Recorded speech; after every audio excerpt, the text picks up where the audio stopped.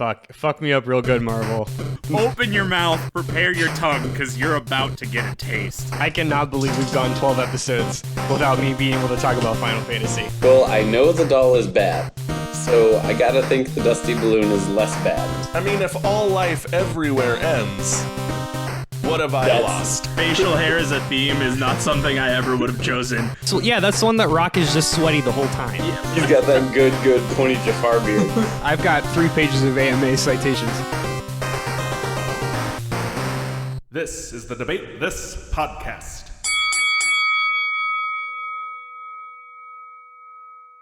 Hello, and welcome to another edition of Debate This Sidebar. Spider-Man! Well, that's what we're doing today. It's a podcast within a podcast. And before we kind of get into this, much like the last time we talked about a superhero movie, if you have yet to see Spider-Man Far From Home, leave, turn this off, go see it, and then come back. Well, download. Thanks for downloading. Finish the download, and then maybe listen to it later after you see the movie. Because it's real good, y'all. It's real good. Or delete the download, then re-download it again, because I think that helps our numbers. But anyway, so today it is just myself, Todd Thomas, and Andrew Henderson. The other 2 podcast boys are busy doing adult podcast boy things. And Andrew and I decided to get up to go see a showing of a movie at 9:30 in the morning. Hey, quick poll. Did anybody out there know that they play movies at 9:30 a.m.? Because they do. It's the first time that I got coffee at a movie theater. I mean, that was a thing. I didn't hate it. It was fine.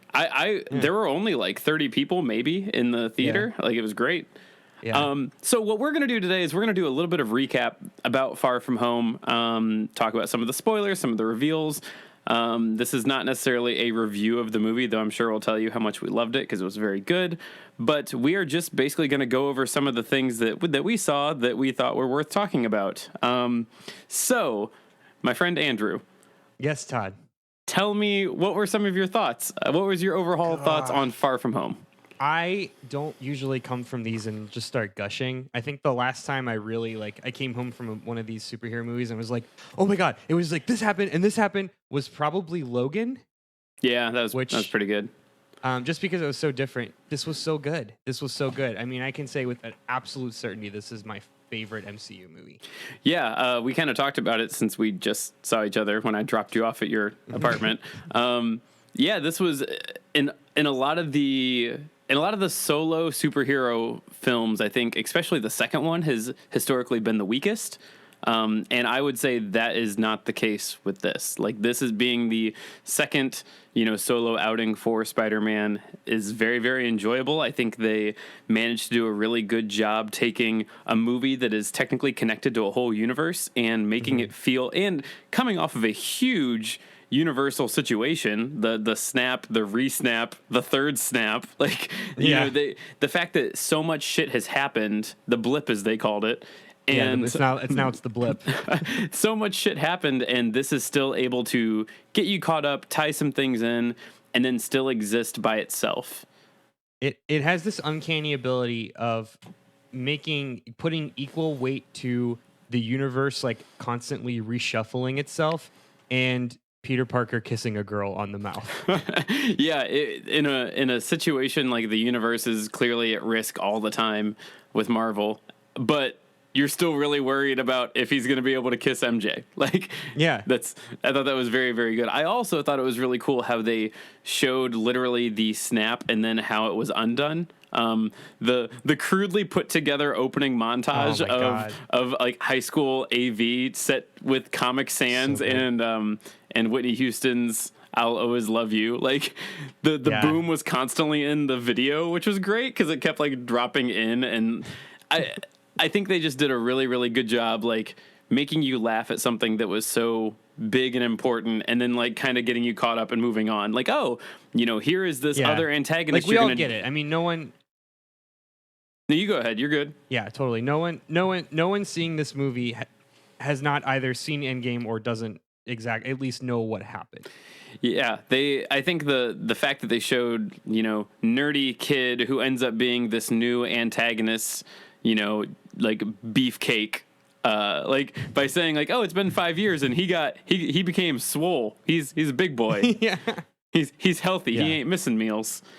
Well, Which, like, when we said this a lot when we did our Endgame episode, and it was like, it's so weird that half of the Earth lived through the apocalypse, and the other half is just like, oh, it's a Tuesday now. You know what I mean? Like, what a weird situation that they didn't need to go into. But like, man, 21-year-old Brad has seen some shit and is now sitting on a bus with a bunch of 16-year-olds. Like, weird. And it was also really funny too, seeing the two high school anchors talking about their various where the one's like, oh, it totally sucks that even though we were halfway through the semester, we had to retake all those classes. And like, you're like, oh yeah, I guess to some of these high schoolers, like that is a big deal. Like we forget these are high schoolers. Oh man! Well, and boy, howdy, do they don't want us to forget it either. Well, so instead of talking about their actual life as a high schooler, let's talk about some of the biggest things of Far From Home. So, obviously we had Mysterio as the big bad, which there's a lot to be said about both Mysterio and Jake Gyllenhaal and Marvel for pulling, or I guess Sony/Marvel for pulling up like a B-list villain. Yeah. What were your thoughts on Mysterio, Jake Gyllenhaal, that heel turn that happened that clearly no one saw coming? Yeah, Jake Gyllenhaal knocking it out of the park. I mean, what a good what's his real name? It's Quentin Beck. Quentin Beck. Thank you. Quentin Beck, interesting character. Just like with Homecoming, they made. It's really interesting how Tony Stark is the main character of all these movies without even being in the movies. Yeah. You know what I mean? Where it's like, okay, let's take the fallout from the Stark Industries has a lot of implications. So let's take the fallout of all of these things that happen. And there's a certain point when they're like kind of walking you through this like the big heist, when they do the reveal. And again, the reveal that everybody sees coming. Mm-hmm. It's not really a mystery, but the mystery is, well, who is this guy really? And it's all of these people who were standing in the side wings or whatever, standing in the background, who have basically allowed or who built the things that Tony Stark has presented throughout the movies, and specifically things that Tony Stark has presented as like one-off jokes. Yeah. Oh yeah. I mean, I think the big callback to the guy who what's his name, Obadiah Stane, like yells at in the very first Iron Man, where he's like, yeah, Tony built it in a cave with a box of scraps. Like that guy who was in the first Iron Man movie makes a cameo here. Like when we joke about like a deep pull, like that is the deepest pull. It's very good. They reached back and they got that guy, and they're like, you are part of this. You were wronged by the Stark Corporation. Or like their implanting of Jake Gyllenhaal's character in the barf montage, where Tony's like, we made this and it's kind of helped me with some trauma. It's barf technology. And then you've got Quentin Beck in the background like, what the fuck, man? Like this is my life's work that can change the world, and you just gave it the acronym barf. Yeah, that's totally like a throwaway line at the beginning. That was the beginning of Civil War, yeah. Yeah. With where they introduced when they talk about his parents leaving. So I think that's also very intentional, because I see a lot of Baron Zemo in the Quentin Beck character. Like this kind of one-off character who is, just a dude, but the things that he does are so much more than himself, than his personality or his abilities. Like he's just a person, but the things that he sets in motion. And I think that's like the through line here. Mm-hmm. Like just like Civil War was an excellent transition into Infinity War, this is an excellent transition out of Infinity War.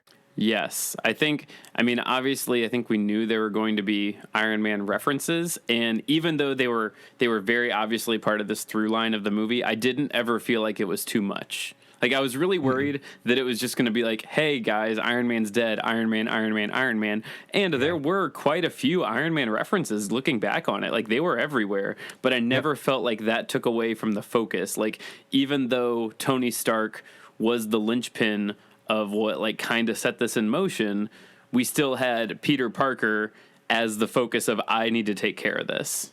Yeah.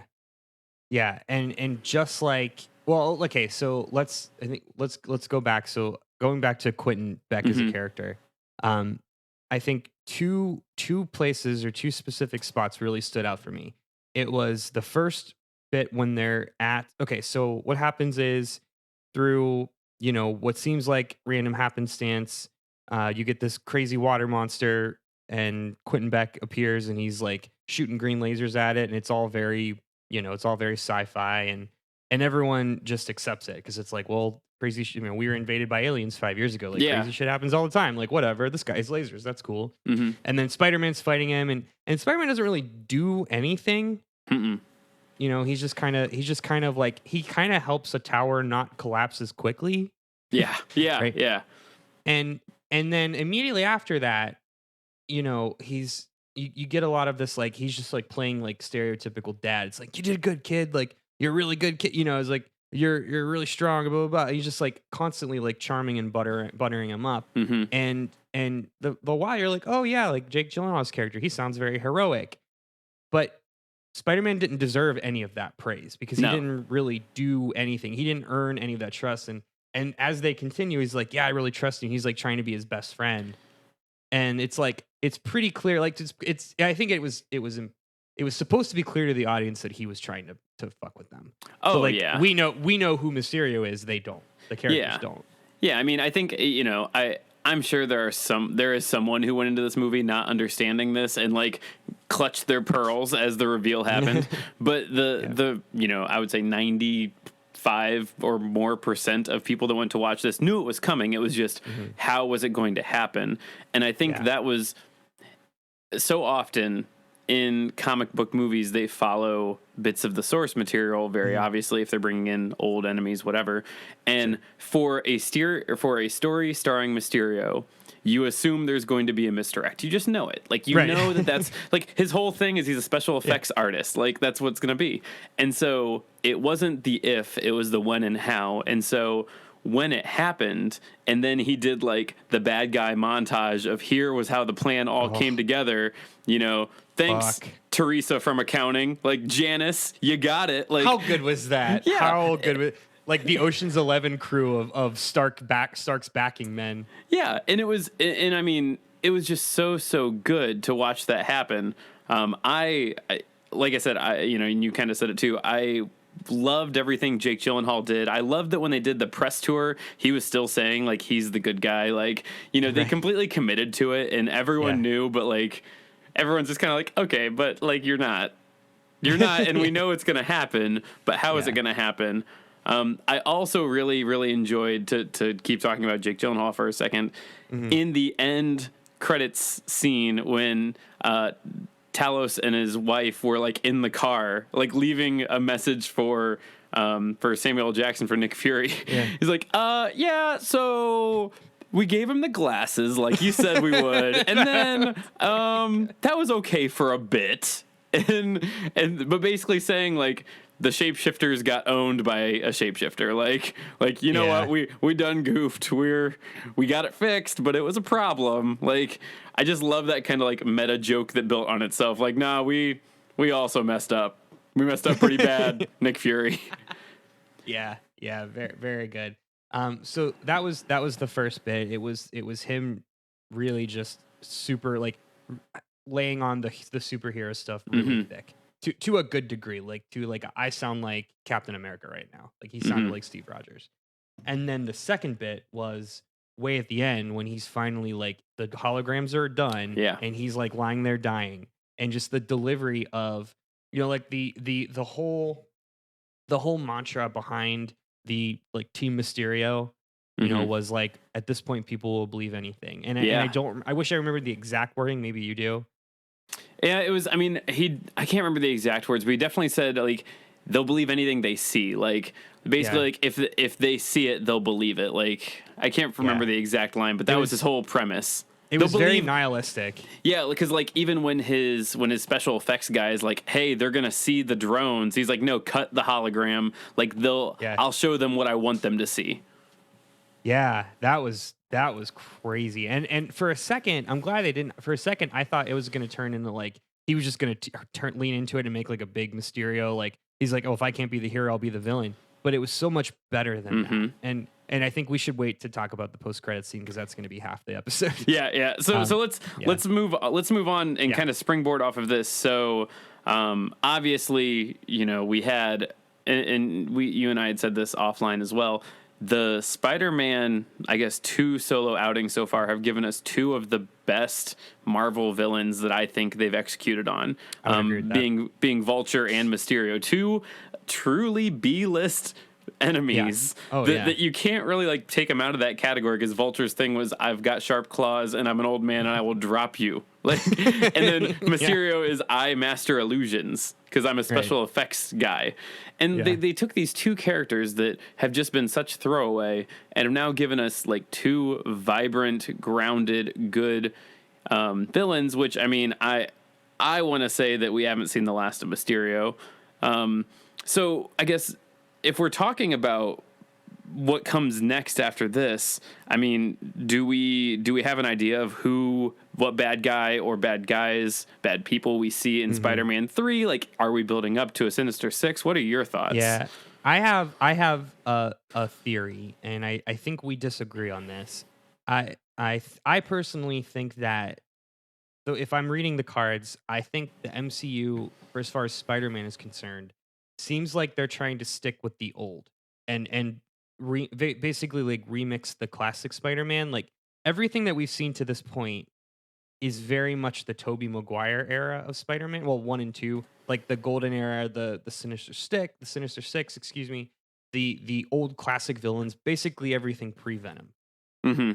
Right, pre-80s, super edgy. So we really haven't touched on symbiotes. We haven't touched on doppelgangers, any of the kind of the crazy Spider-Man stuff. It's all good. I mean, that's really good storytelling.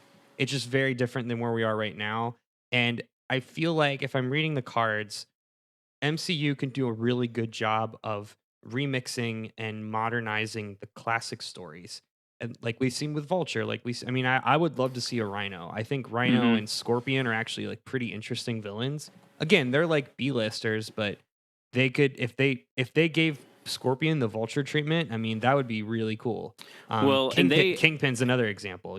Those would all be really interesting. And they planted at least the seeds of Scorpion in Homecoming, because there was a Mac Gargan in Homecoming who, in the post-credit scenes with Vulture, had the Scorpion tattoo on his neck, and he was, I don't know what he said, if it was I'm putting together a gang, or oh, we have a common enemy or whatever. So they've definitely planted the seeds of that, and I think they planted the seeds of Shocker. They planted the seeds of Prowler.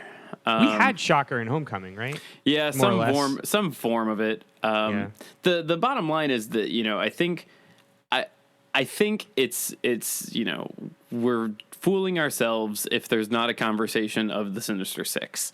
I think the question is, so I think I'll make a statement. I don't think that is Spider-Man 3.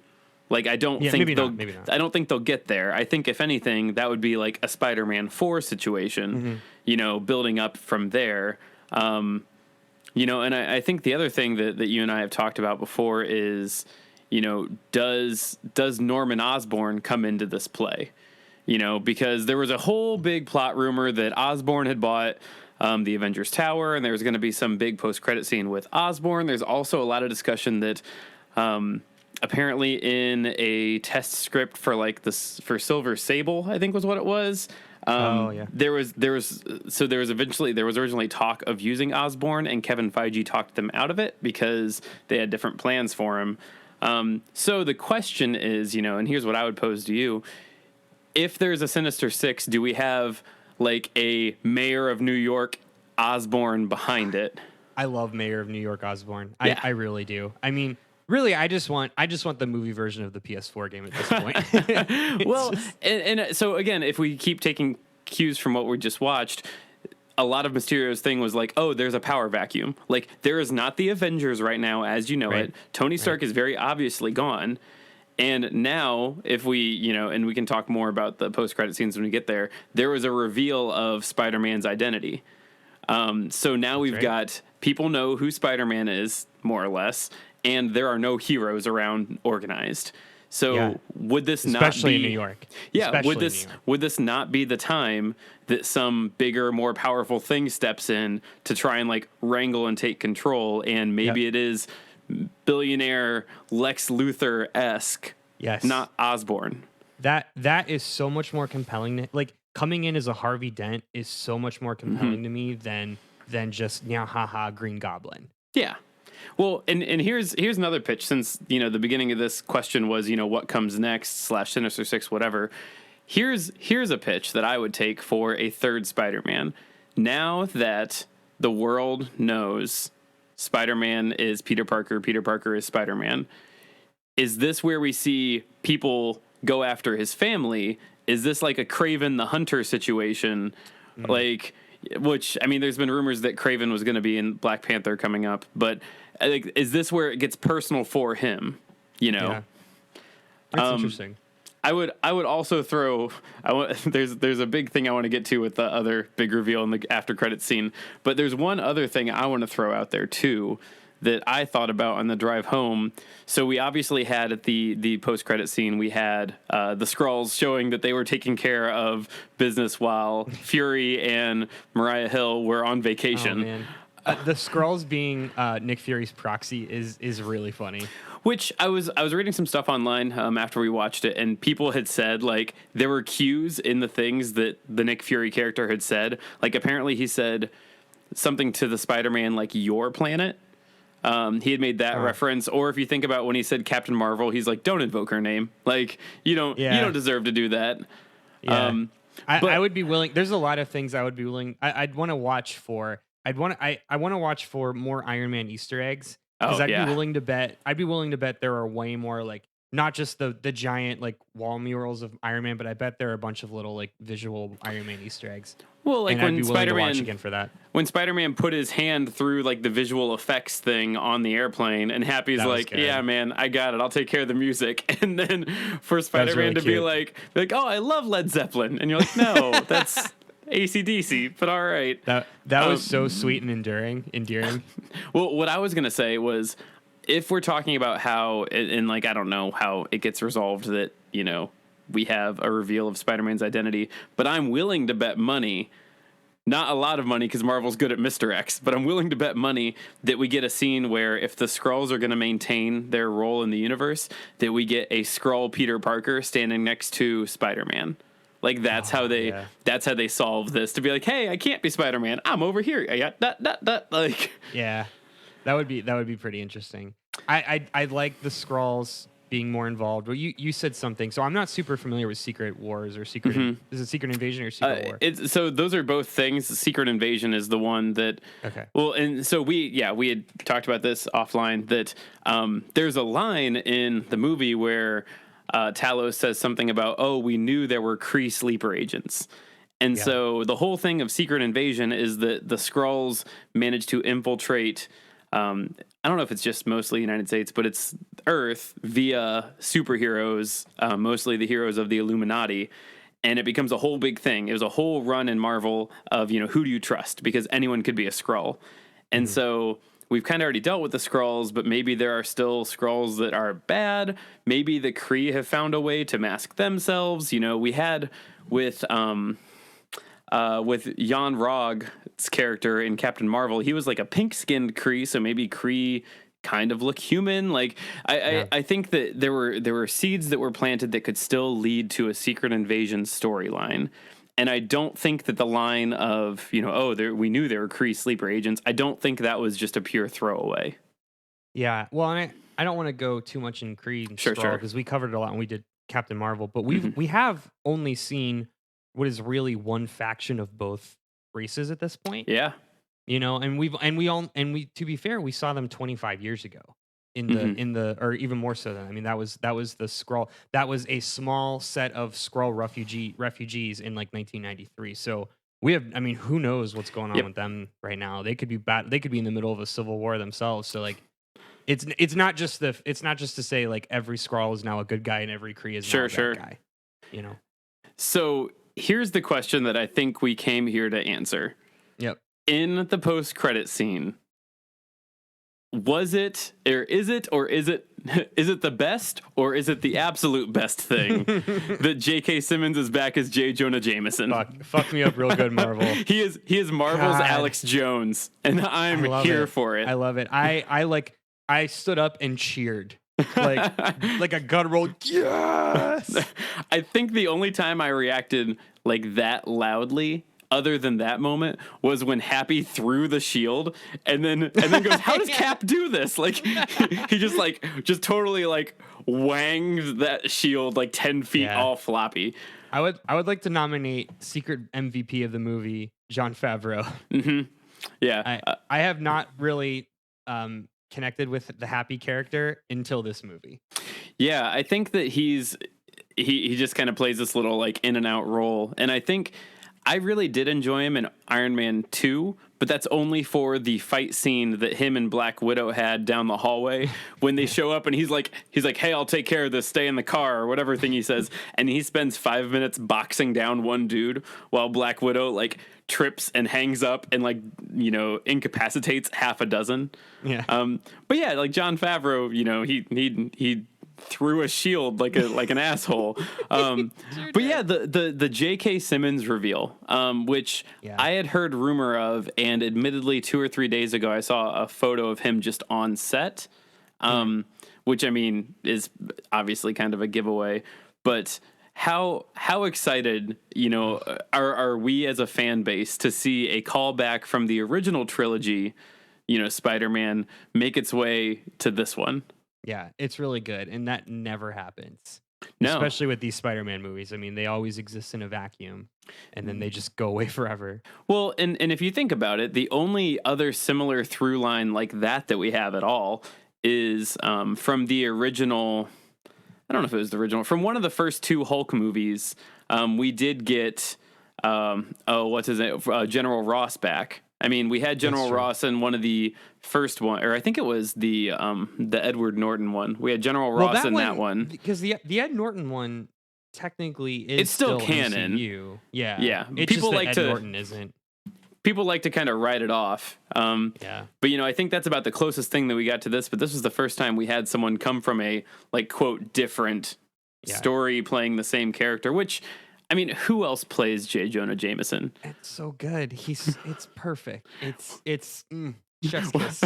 What angry like conspiracy nut do you have yelling at you than the director from the movie Whiplash? Like you have him just screaming at you. Well, it's funny, and it's kind of gone full circle because I mean, again, that movie was 2001. That was 18 years ago. He kind of built his career on that role.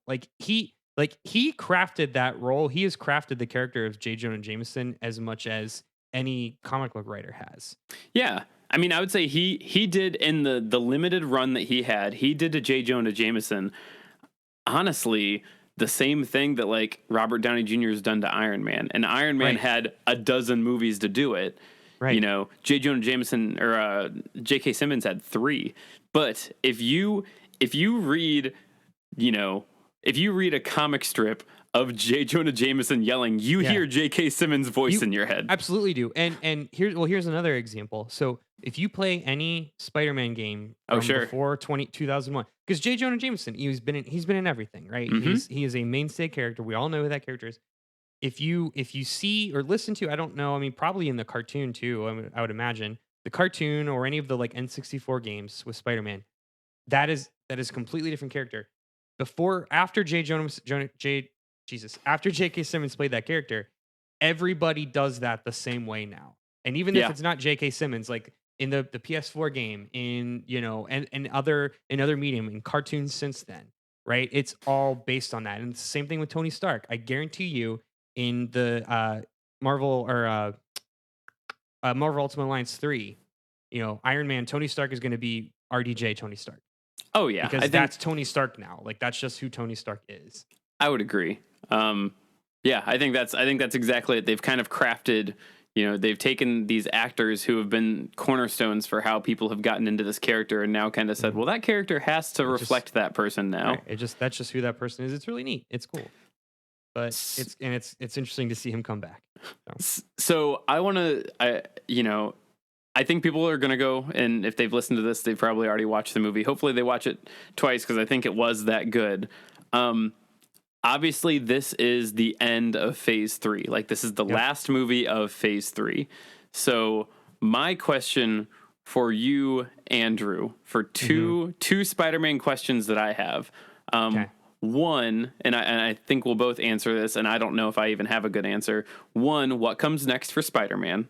Yep. You know, if you think about like the third Spider-Man movie that will happen, what happens? And two, if they continue the theme of having the word home in their movies, what is it called? Oh man. Well, I think the joke was we kept saying Homeward Bound. Yeah. Spider-Man Homeward Bound. Which I'm not opposed to. That's such a weird through line to just have to always have home in it. And if they do it for the third Spider-Man one, home is where the heart is. well, you know, I think that if they do it, they either have to commit to every Tom Holland's like Spider-Man movie has home in it, or they do it every 3 or something. You know, and again, like we're at the point now where knowing that he's going to work on a third movie, we haven't yet gotten a fourth solo outing for any hero, though there's like rumor of a Thor 4. I was going to try and combine the words Thor and 4, but it just, you know, you get 4. What happened with Fantastic Four? So yeah. It worked well there. Yeah. So I don't know if they keep the bit going. I kind of think they will. And my early entry into that guess is Spider-Man Home Alone. And it will be a thing about him trying to like stop people from going after the people he cares about, maybe.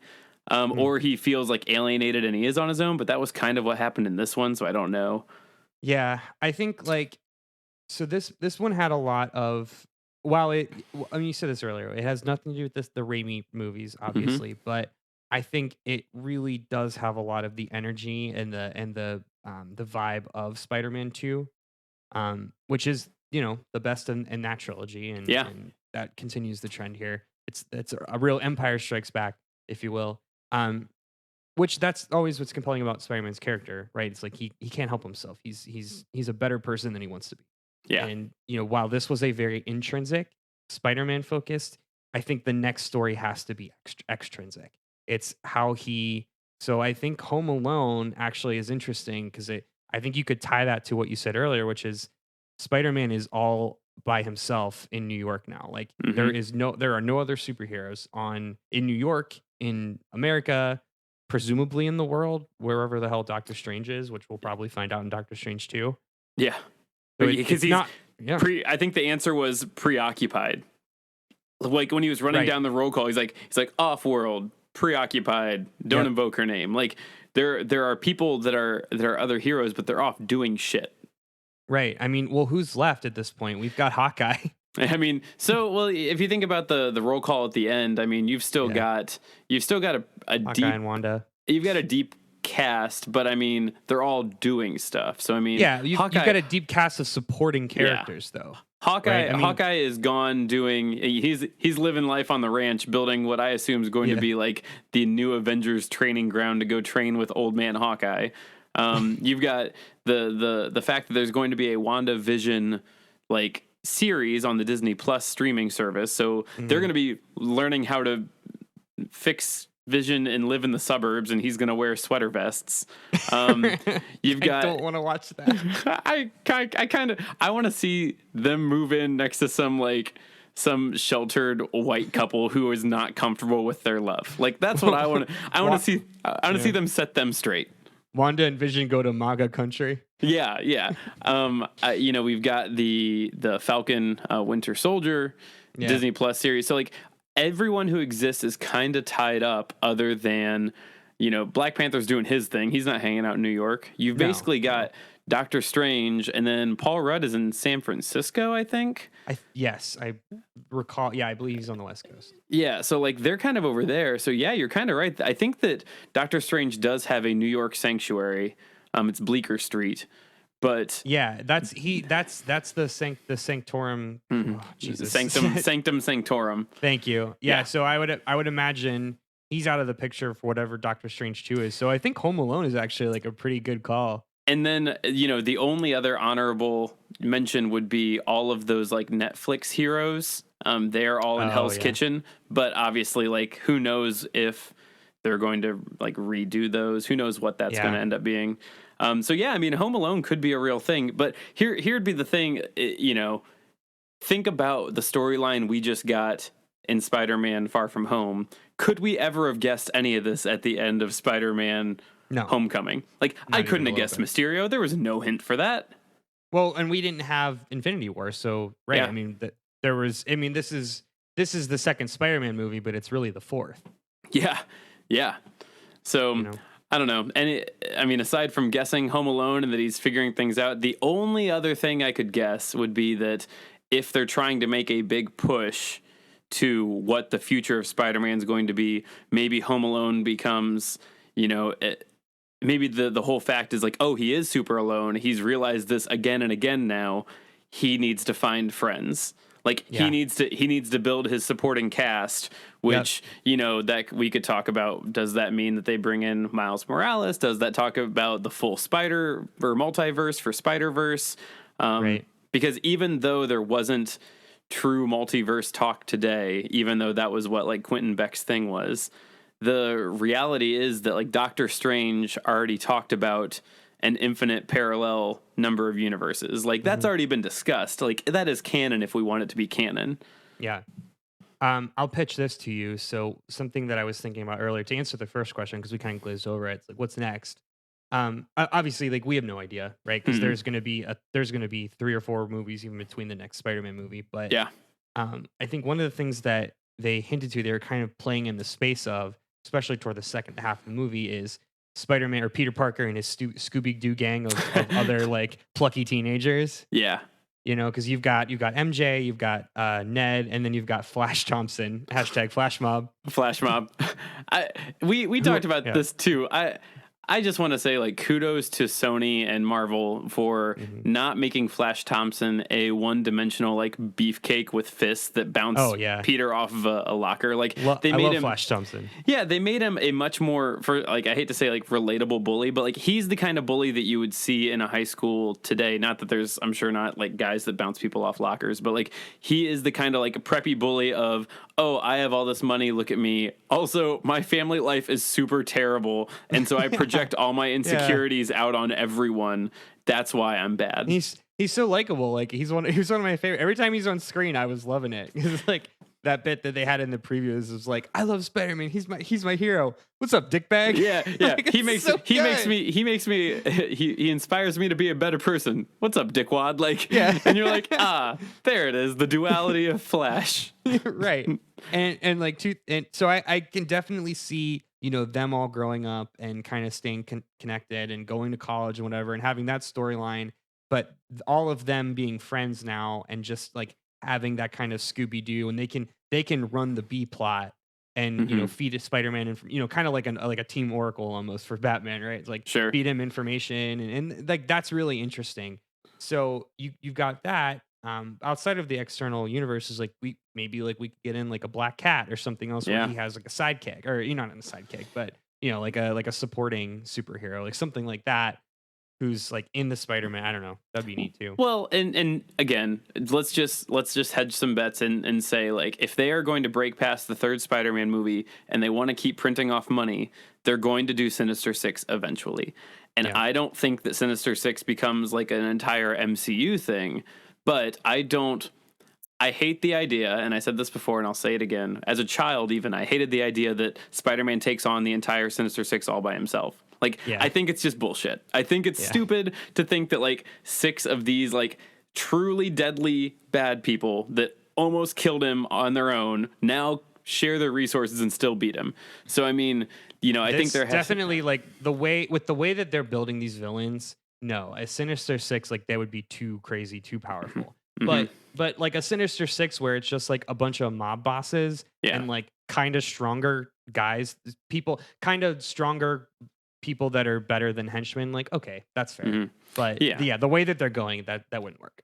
Yeah, I mean, let's cut it. Look back to the Andrew Garfield version. If it would have been like, a really like dumpy Vulture and Rhino and Scorpion, like sure, a bunch of people that just hit really hard, cool. But knowing that they will likely, I mean, really, if they could nail that Doc Ock, if they could and if they've got like someone like Mysterio working with them, and then they've got some ringleader, I just don't see that playing off as Tom Holland against these 6 A+ villains. So I don't know. We have what's his name? Flash Thompson becomes Agent Venom in the comics, which I think that's too long of a play to even pretend they're gonna do. Well, he's got to go off to war and then get crippled and come back. Yeah, he's got to have his legs taken off. Like it's a whole thing. So that's a bit much. But I think the future is Sinister Six. I don't think it's in the third one. I think it comes if they manage to nail the third act and then build from there. Yep, I think that's fair. Well, knowing that we've now fully discussed and worshipped our new God King, J.K. Simmons. Yep. Do you have any other parting thoughts on Spider-Man Far From Home that you want to get out into the podcast universe? It's really good. Go see it. End of sentence. I think I'm really interested to see what happens with the identity reveal. Especially knowing that we're now at a situation where, like I said, there's this big vacuum of power, and a lot of the themes of this one were like misdirects and who's telling the truth. And so I wonder, again, I think that leaves it wide open for someone like Norman Osborn to show up into the third act to be like, I'm here. It's me. We definitely need another enigmatic billionaire.